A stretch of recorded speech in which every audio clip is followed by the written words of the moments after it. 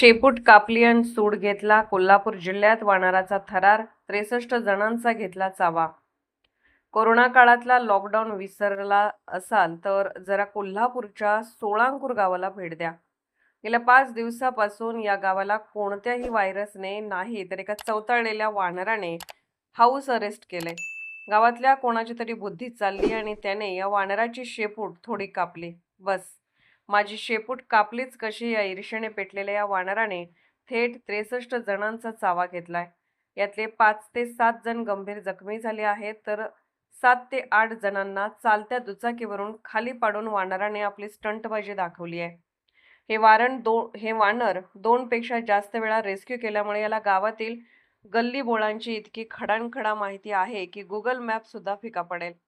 कुठे दबा धरून बसायचा आणि कधी सरप्राईज अटॅक करायचा यात ते पारंगत झालंय. वन विभागाची 15 जणांची रेस्क्यू टीम आणि गावातील 150 तरुण काठ्या घेऊन मागे पळत आहेत, पण वानर कोणालाच दाद देईना. 25 तारखेला या वानराला बेशुद्धीचे 3 इंजेक्शन मारले, पण पठ्ठ्याने ते हाताने काढून फेकून दिले आणि पुष्पा स्टाईलने हुलकावणी दिली. आता गावात अशी परिस्थिती आहे की दूध आणायला जायचं असो की किराणा, हातात काठी घेतल्याशिवाय कोणी बाहेर पडत नाही. गावात माकडताप नसला तरी माकडाचा प्रचंड संताप पसरला आहे.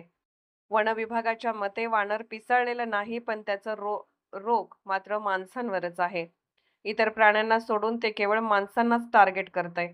वैतागलेल्या ग्रामस्थांनी अखेर वन विभागाच्या अधिकाऱ्यांना घेरलं आणि याला ठार का मारत नाही असा थेट सवाल केला.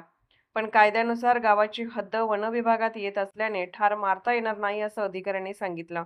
अखेर काहीही करा, पण हा मंकी बिझनेस आधी संपवा असा कडक अल्टिमेटम ग्रामस्थांनी दिला आहे.